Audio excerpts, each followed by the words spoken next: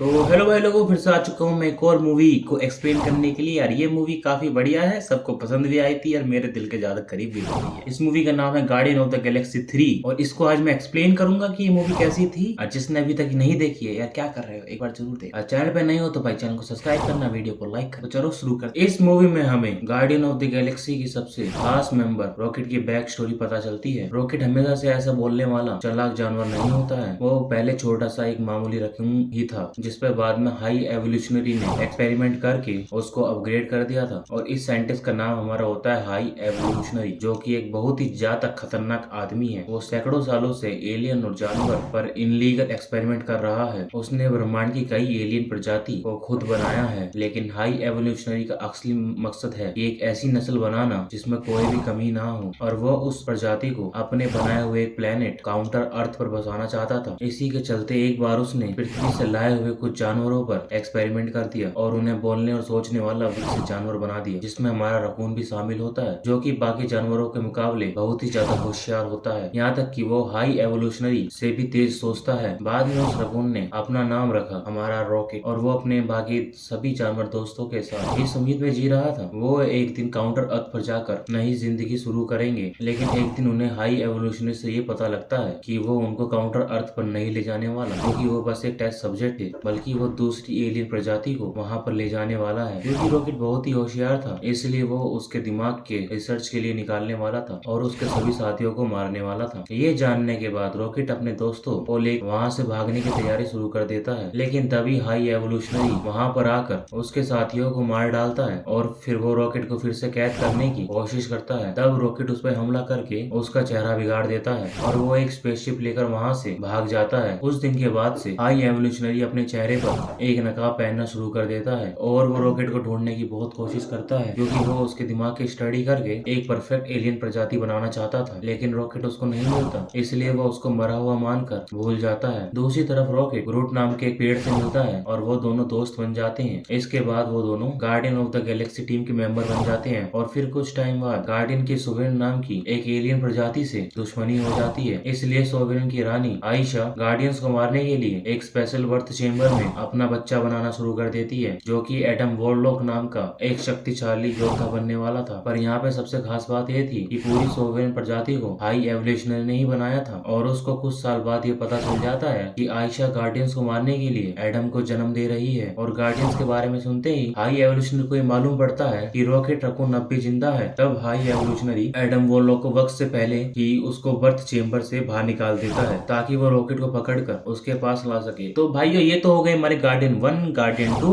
का गार्डियन 3 से कैसे कनेक्शन है। ओके, तो अब हम गार्डियन ऑफ द गैलेक्सी 3 की मेन कहानी पे फोकस करेंगे। और वो आयशा को ये धमकी देता है कि अगर उन्होंने रॉकेट को नहीं पकड़ा तो वो सोवियन के पूरे पैगनेट को तबाह कर देगा। इसके बाद एडम रॉकेट के तलाश में निकल जाता है। उधर गार्डियंस और उनके सभी दोस्त नोवेयर प्लेनेट पर शिफ्ट थे और उन्होंने अपना वहीं पर हेडक्वार्टर बना रखा था। तभी अचानक एक दिन एडम वो लोग वहाँ पहुंच जाता है और वो रॉकेट को पकड़ने की कोशिश करता है। तभी प्यूटर क्यूल्स, ड्रैक्स और नेबुला और ग्रूट हमारा उससे लड़ना चालू कर देते हैं। गमोरा नहीं होती है यहाँ पर, याद रखना, लेकिन वो उन सब पे भारी पड़ता है और फिर वो रॉकेट पर हमला करके उसको बुरी तरीके से घायल कर देता है। पर आखिर में नेबुला एडम पर वार करके उसको हरा डालती है। इसके बावजूद भी वो बचकर वहाँ से निकल जाता है। लेकिन इधर अब रॉकेट की जान खतरे में आ चुकी थी और जब उसके साथी उसका इलाज करने लगते हैं तो उनको ये पता चलता है कि रॉकेट के हार्ट में एक किलर स्विच है, जो कि उसकी बॉडी से छेड़छाड़ करने पर उसी की जान ले सकता है। वो किल स्विच असल में हाई एवोल्यूशनरी ने ही उसकी बॉडी में लगाया था, ताकि उसके अलावा कोई भी रॉकेट की बॉडी को खोल ना सके। उस किल स्विच को ऑफ किए बिना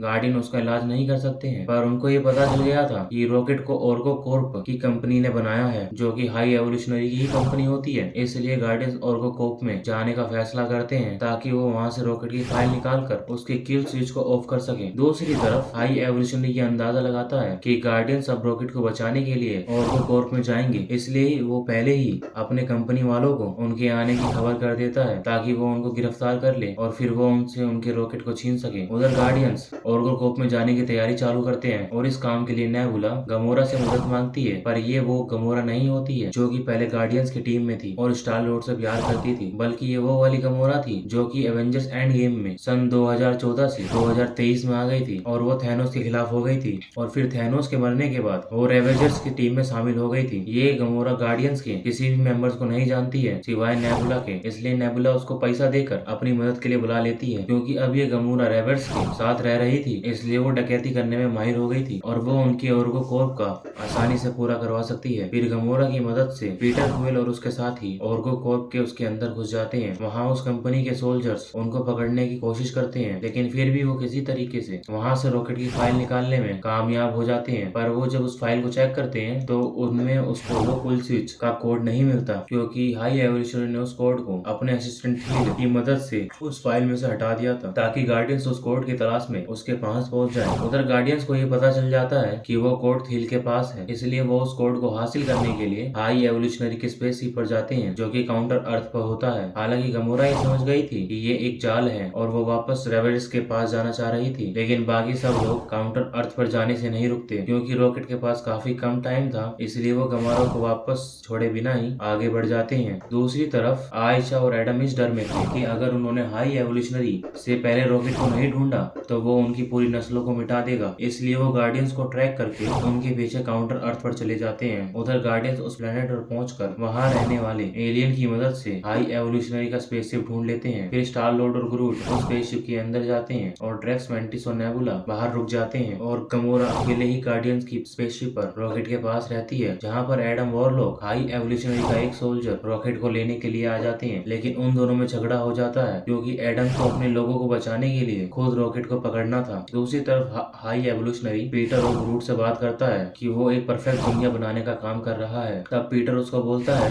उसका ये प्लेनेट और यहाँ के लोगों में बहुत सारी कमियां हैं। तो ये बात सुनकर हाई एवोल्यूशनरी उस पूरे प्लेनेट को ही तबाह कर देता है, ताकि वो उससे बेहतर दुनिया बना सके, और फिर वो अपना स्पेसशिप लेकर वहाँ से निकलने लगता है। तभी पीटर और ग्रूट हील को लेकर उस स्पेसशिप से नीचे कूद जाते हैं। इसके बाद वो हील के सर से उसका कंप्यूटर निकाल लेते हैं, जिसके अंदर वो क्विल स्विच ऑफ करने का कोड होता है। उधर जब एडम वॉरलॉक काउंटर अर्थ को तबाह होते हुए देखता है तो वो रॉकेट को छोड़कर अपनी माँ को बचाने के लिए जाता है, लेकिन उसके वहाँ पहुँचने से पहले ही आयशा का शिप तबाह हो जाता है और वो मारी जाती है। इसी दौरान मेंटिलस जब नेबुला और ड्रैक्स हाई एवोल्यूशनरी की स्पेसशिप को उस प्लेनेट से निकलता हुआ देखते हैं तो उनको लगता है कि पीटर और ग्रूट अभी भी उसके अंदर हैं, इसलिए वो तीनों उनको बचाने के लिए उस स्पेसशिप के अंदर चले जाते हैं। दूसरी तरफ गमोरा अपना स्पेसशिप लेकर पीटर और ग्रूट को उस प्लेनेट से बाहर निकाल लेती है और फिर वो लोग हील के उस कंप्यूटर से रॉकेट की बॉडी को कनेक्ट करते हैं, जो कि मरने के गार पर पहुंच चुका था, और आखिर में वो किल स्विच बंद हो ही जाता है और रॉकेट की जान बच जाती है। उधर मेंटिस, नेबुला और ड्रैक्स को उस स्पेसशिप पर पहुंचने के बाद पता चलता है कि पीटर और ग्रूट वहां से निकल चुके हैं और उन्होंने रॉकेट को ठीक कर दिया है। लेकिन फिर उन तीनों को उस स्पेसशिप में बहुत सारे बच्चे नजर आते हैं, जो कि पिंजरे में कैद होते हैं। उन बच्चों पर हाई एवोल्यूशनरी एक्सपेरिमेंट कर रहा था, इसलिए गार्डियंस की पूरी टीम उन बच्चों को वहां से निकालने का फैसला करती है। और तब पीटर क्विल अपने दोस्त क्रैगनिल को पूरे नोवे प्लेनेट के साथ उस जगह पर बुला लेता है, ताकि वो उन बच्चों को वहां से निकाल सके। इसके बाद पीटर, गमोरा और रॉकेट और ग्रूट हाई एवोल्यूशनरी के स्पेसशिप में जाने लगते हैं, पर तब एडम वॉरलॉक वहां पर आकर उनको रोकने की कोशिश करता है, लेकिन वो फिर से हार जाता है। फिर गार्डियंस की पूरी टीम हाई एवोल्यूशनरी की फोर्स से लड़ना चालू कर देती है और वो एक एक करके सबको हरा देती है। इसके बाद वो उस स्पेसशिप को नोवेयर से जोड़ देते हैं, सभी बच्चों को वहां से निकालने लगते हैं। उधर हाई एवोल्यूशनरी रॉकेट को पाने के चक्कर में पागल हो जाता है, उसके सभी सिपाही मर रहे थे और स्पेसशिप तबाह हो रहा था, लेकिन वो फिर भी हार नहीं मान रहा था। तब उसके असिस्टेंट उसको समझाने की कोशिश करते हैं कि वो ये सब रोक कर वहाँ से निकल जाए, लेकिन वो उनको ही मार डालता है और फिर वो रॉकेट के पास जाता है, जो कि वो स्पेसशिप के कैद जानवरों को छुड़वा रहा होता है और वो रॉकेट को मारने लगता है। लेकिन तभी गार्डियंस की पूरी टीम वहाँ पर आ जाती है और वो सब हाई एवोल्यूशनरी को पीटना चालू कर देते हैं, लेकिन वो उसको जान से नहीं मारते, क्योंकि सुपर हीरोज है, बल्कि वो उसको उसके ही स्पेसशिप में मरने के लिए छोड़ देते हैं। फिर वो लोग स्पेसशिप में कैद हजारों जानवरों को भी वहाँ से आजाद कर देते हैं। अब सभी बच्चे और जानवर और बाकी सब लोग उस स्पेसशिप से निकलकर नॉर्वे पर आ जाते हैं, लेकिन स्टार लॉर्ड के पहुंचने से पहले ही वो स्पेसशिप तबाह हो जाता है और वो स्पेस में ही फंस जाता है। भाई ये सीन बहुत ज्यादा सैड लगता है। तभी एडम वॉरलॉक, जो कि अब गार्डियंस की अच्छाई देखकर बदल गया था, वो स्पेस में जाकर स्टार लॉर्ड को बचा लेता है। इस सब के बाद गमोरा वापस रेवेजर के पास चली जाती है और पीटर क्विल गार्डियंस की टीम छोड़कर धरती पर अपने नाना के पास पहुंच जाता है। इसके अलावा मेंटिस भी अपने जिंदगी का मकसद तलाशने के लिए अकेली कहीं पर चली जाती है और ड्रैक्स और नेबुला नोवेयर प्लेनेट पर रुककर उन बच्चों को पालने की जिम्मेदारी लेते हैं, जिन्हें हाई एवोल्यूशनरी ने कैद कर लिया। और अब पीटर रॉकेट को गार्डियंस का नया कैप्टन बना देता है। मूवी के मिड क्रेडिट सीन में हमको कि रॉकेट और ग्रूट ने अपनी टीम्स में नए मेंबर को जमा कर लिया है, जिसमें एडम वॉरलॉक, क्रैगलिन, कॉस्मोडॉग और फाइला नाम की एक लड़की शामिल होती है और ये गार्डियंस गार्डियंस की नई टीम किसी अनजान प्लेनेट पर जाकर एक मिशन को पूरा कर रहे थे। मूवी के पोस्ट क्रेडिट सीन में पीटर क्विल पृथ्वी पर लौट जाता है और अब वो अपने नानक के साथ खुशी खुशी जीता है। और यहीं पर हमारे ये guardian of the Galaxy volume 3 खत्म हो चुकी है। चिंता मत करो, गार्डियन का कोई भी बंदा भी मरा नहीं है, ना ही रिटायर हुआ है। वो सीक्रेट वॉर में आएंगी, तो उस मूवी का भी इंतजार करना। और चैनल पे नए हो तो वीडियो को लाइक कर देना, चैनल को सब्सक्राइब कर देना।